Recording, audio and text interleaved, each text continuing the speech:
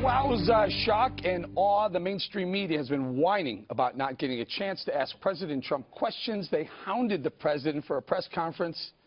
Well, he gave them one, and one for the ages. Here are some of the highlights. The press has become so dishonest that if we don't talk about it, we are doing a tremendous disservice to the American people. Tremendous disservice. The media is trying to attack our administration because they know we are following through on pledges that we made, and they're not happy about it for whatever reason. Well, the Daily New York Times wrote a big, long front-page story yesterday, and it was very much discredited, as you know. It's a joke. I don't mind bad stories. I can handle a bad story better than anybody, as long as it's true. I watch CNN. It's so much anger and hatred. The tone is such hatred. I'm changing it from fake news, though. Doesn't that undermine... Very fake news. I sort of understand there's a certain bias, maybe by Jeff or somebody, for whatever reason. And I understand that. But you've got to be at least a little bit fair. And that's why the public sees it. They see it. They see it's not fair.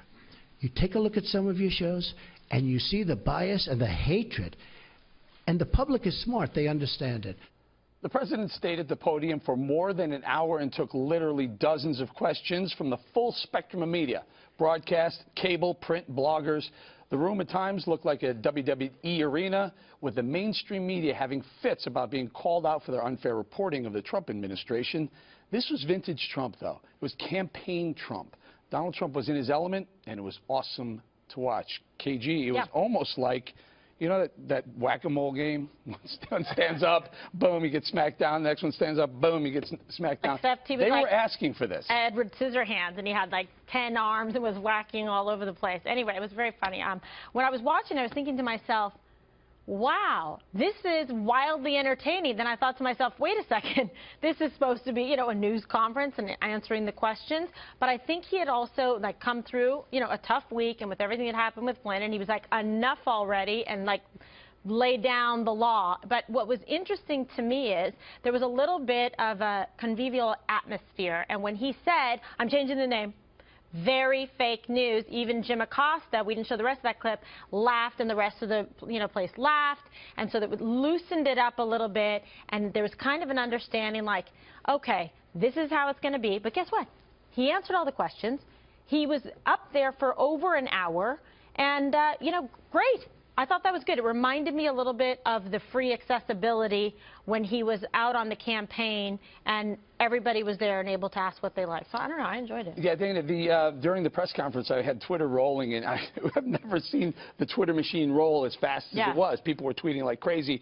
The Trump supporters loved it, everything he was doing, and the media types. I mean, I follow a lot of media types. They were aghast.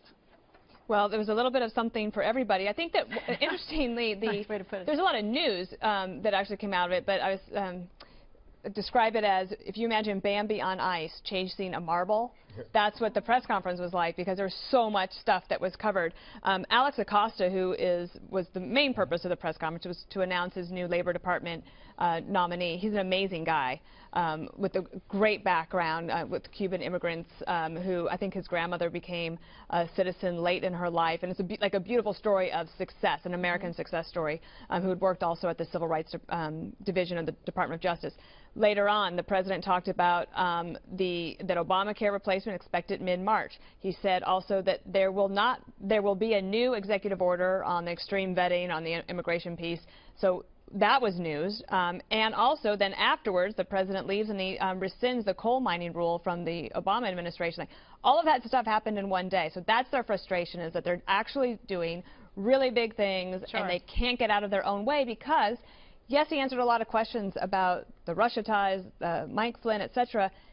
Just before we came to air, the Washington Post breaks a story with an additional possible development or wrinkle in the Michael Flynn story about his FBI discussions and whether he had denied to them that he talked about sanctions with them. So I appreciate that they've done a lot and there's a lot of news out there. I like it that he can kind of kill people with kindness, although if you're on the receiving end of it, it doesn't feel kind often, but he has that ability to be charming.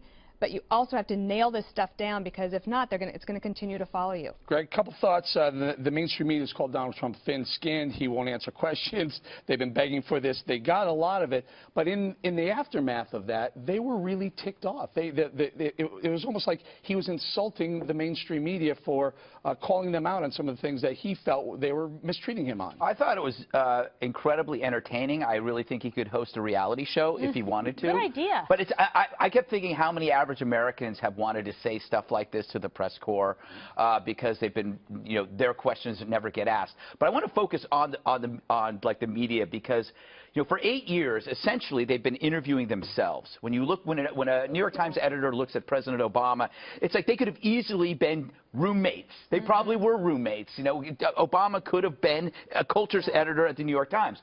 But now they're faced with a creature that is nothing like them. And how you feel about Donald Trump's performance depends on who you have more in common with.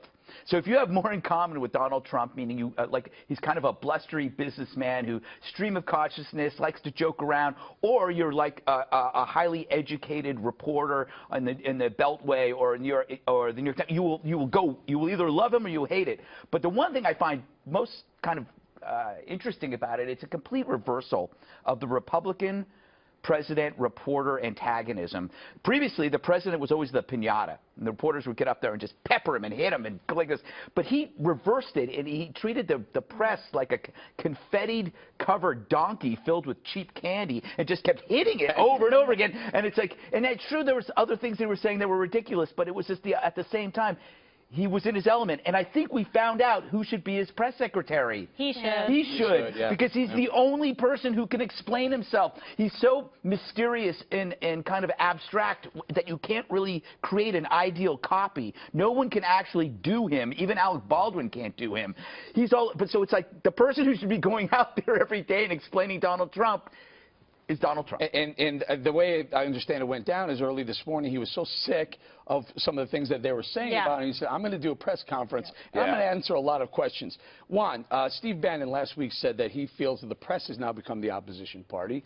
Jim Vandehei and Mike Allen this morning outlined that, and they would agree, has the press diminished the legitimacy, or at least the influence, of the Democrat Party? No one's talking about the Democrats pushing back on Donald Trump. It's the media pushing back on him. Yeah, but I don't think that diminishes the Democrats necessarily. I think at the moment, Donald Trump is quite content to diminish the media. I mean, he went after CNN quite directly and said they're fake news, they're filled with hate, all that kind of stuff, even as he loves Fox and Friends, apparently. That's his favorite. He likes Fox and Friends. But I thought, to me, he went after Hillary Clinton repeatedly. He went after Barack Obama. He said he inherited a mess. That's what Obama said about Bush, too. Right. Yeah, and then of course, he went after the whole idea that the intelligence community is leaking and hurting him, right? So he has lots of people that he doesn't like. And today, you got full flavor. You know who he doesn't like. But the surprising part was he still likes the Russians, and he still likes General Flynn. Isn't this smart, though? Isn't picking the media as your adversary rather than the Democrats? I think this is great strategy, right? I mean, there were Democrats all afternoon coming out with a response, even Republicans coming out with a response to the press conference. Most of it, a lot of it negative, and no one really cares because they cared to hear what the mainstream media was saying about it. Well, it was like when you mentioned WWE.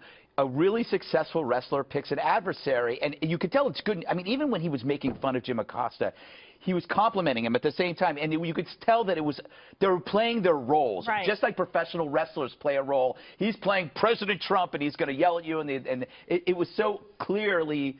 It wasn't really as adversarial as it seemed. Didn't he set this up, KG, though? Didn't he? The media bit, right? So he knows that they are generally not liked. I mean, they have a lower approval rating than most things in the world, including Congress. Right, and that was really consistent during the campaign. But by picking them, it's bipartisan. You can have a disdain for that same group, whether you're a Republican or a Democrat. Yeah, no, it was smart. And again, he played himself today, and nobody does Trump better than the president himself. And what I thought was interesting too is he said, he goes, and I'm having a good time. He's like, I'm actually having a good minute. I'm going to enjoy this. 20 minutes later. And I think he was. And then he's like going and doing it, and he's like, but they're going to say Trump rant. for sure enough, one of the headlines was Trump rants at the press conference. But, you know, it's like no matter what he does, I feel like they're not going to be happy with him if he stays up there for an hour and answers questions and actually tells the truth and doesn't pretend to like people he doesn't like. But nevertheless, he called on CNN. He spent a considerable amount of time with Shimakazu, who handled himself very well. And he's been taking hits, too. Poor guy on Saturday Night Live. Remember they put him in the cage and whatever. Yeah. Unbelievable. But the question to my mind is, so he makes fun of Hillary Clinton and the reset button, that stupid plastic button he said, right? And then, He even laughed. Yeah, but I laugh, but I think to myself, so it's like a stream of consciousness. He's kind of like just going off, and he's there for an hour and 17 minutes, I think it was, Eric. But so at some point you think, really, that's an American press conference? I mean, we used to make fun of countries that had things like this. He's the Fox News president. Everything that he says, we've said. Yeah. It's amazing. It's like, I think I heard that. But I liked you on TV. I didn't know that I would. But he says. Oh, you would vote for him for president? That's the question. Would I vote for Greg for president? Of course you would. I would be a great president. I would. But I must say, and then he goes off and he starts this thing about, oh, gee, you know, to me, it's so much. There was so much in that press conference. Can I just point out, Dana, that overloaded us. NBC took a shot at him, took a blatant shot at him, and later on he goes back and says to the guy, "Hey, we good here?" And he has a little fun with them. I mean, there is a talent in that. So in Art of the Deal, he wrote, and he's since said, I think several times, that when it comes to publicity, the only thing worse than having bad press is that nobody's talking about you at all. So he needed to change the subject today. If he did that, I don't know what subject's going to come out of it. There's so many things that came out of it. But here's the thing about the opposition party, if it is the media, a rising tide lifts all boats. Subscriptions are up across the board for all mediums, from internet websites that require a subscription, hard copy newspapers. The New York Times is not failing. The failing New York Times. Everybody is doing better. it. So he has made journalism great again. But Rachel Maddow, she's getting numbers. Do you notice How'd that what happen? no one's No, talking about? Do you know what no one is talking about? I'm going to say it again, Juan. The Democrats. No one's talking about the Democrat Party. Who's bubbling up? Who's important? Well, I think this is brilliant He strategy. took away their relevancy. But I got to tell you something. I think the Democrats are pretty happy. You do? Yes. I've never met a Democrat or a politician, for that matter, who wasn't happy, who didn't want to be on TV, who didn't want to be have something negative to say about him, or vice versa. I think right now the Democrats are happy to be hanging out because they have no idea what they're going to do. Not only that, I mean, President Trump said today his Rasmussen numbers are 55% approval. And obviously, he was upset by the Gallup numbers that had him in the high 30s, I think, and the least popular new president in a long time. But you look at the Democrats, Eric, and the Democrats are like, hey, we are able to label this resist, because there's so many Democrats who are excited, activated, organizing against Trump. It just feels like they've been marginalized, at least for now. You got to leave it there.